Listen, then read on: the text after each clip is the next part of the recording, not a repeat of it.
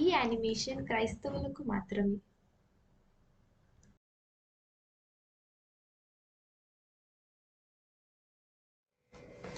యోహాను సువార్త 3వ అధ్యాయము 5-6లో ఈ విధంగా రాయబడి ఉన్నది.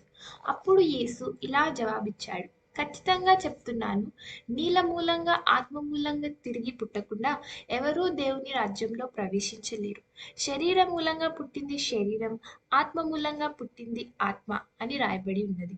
పరిశుద్ధాత్మ ద్వారానే మనము నూతనమైన ఆత్మను పొందుకుంటాం. కీర్తనల గ్రంథము 51వ అధ్యాయం 10వ వచనంలో ఈ విధంగా రాయబడినది.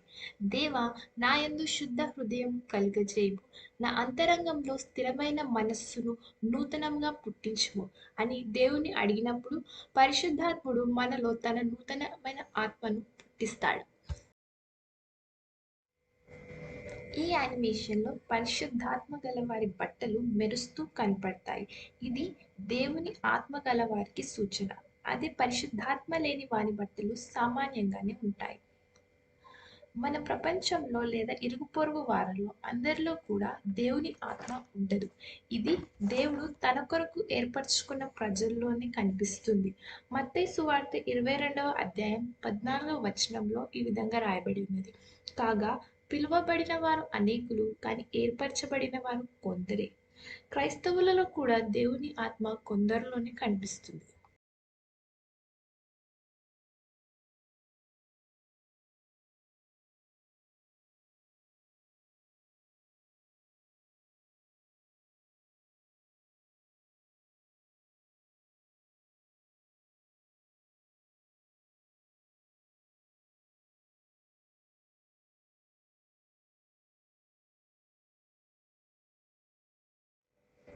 మన సంఘాలలో కూడా దేవుని ఆత్మగల వారి సంఖ్య చాలా తక్కువగా ఉంటుంది.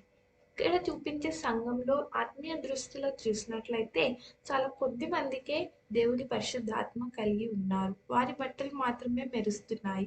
మిగతా చాలా మంది వారి బట్టలు మెరవట్లేదు. ఇది ఆత్మ లేని వారికి సూచనగా ఉంది.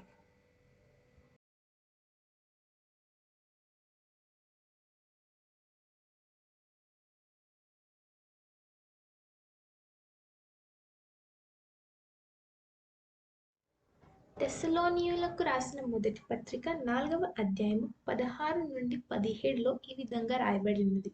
ఆర్భాటముతోనూ ప్రధాన దూత శబ్దముతోనూ దేవుని బూరతోనూ పరలోకం నుండి ప్రభువు దిగివచ్చును.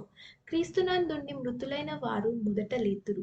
ఆ మీదట సజీవులమై నిలిచియుండు మనము వారితో కూడా ఏకముగా ప్రభువుని ఎదుర్కొంటకు ఆకాశ మండలమునకు మేఘముల మీద కొనిపోబడుదుము.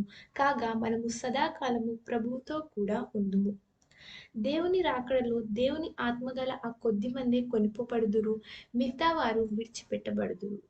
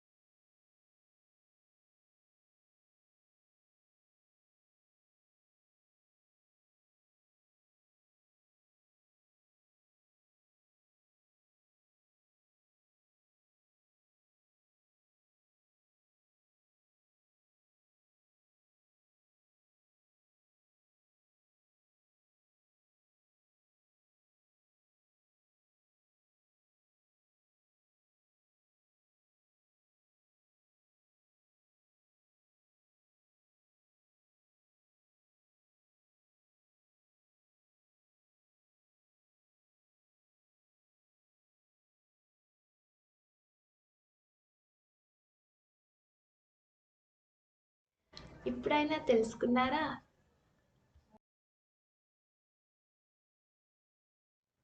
గల్తీయులకు రాసిన పత్రిక 3వ అధ్యాయము 27లో క్రీస్తులోనికి బాప్తిస్మం పొందిన మీరందరూ క్రీస్తును ధరించుకొని ఉన్నారు అని రాయబడి ఉన్నది. ఇప్పుడే మీరు మీ పాత మురికి బట్టలు తీసివేసి ఎఫెసీయులకు రాసిన పత్రిక 4వ అధ్యాయము 24లో రాసినట్టు నీతియు యథార్థమైన భక్తియు గలవారై దేవుని పోలికగా సృష్టింపబడిన నవీన స్వభావమును ధరించుకొనవలెనని ప్రభువు మనకు ఆజ్ఞాపిస్తున్నాడు. మీలో దేవుని ఆత్మ లేనట్లయితే మీరు దేవుని రాకడలో లోకంతో పాటు విడిచిపెట్టబడతారు.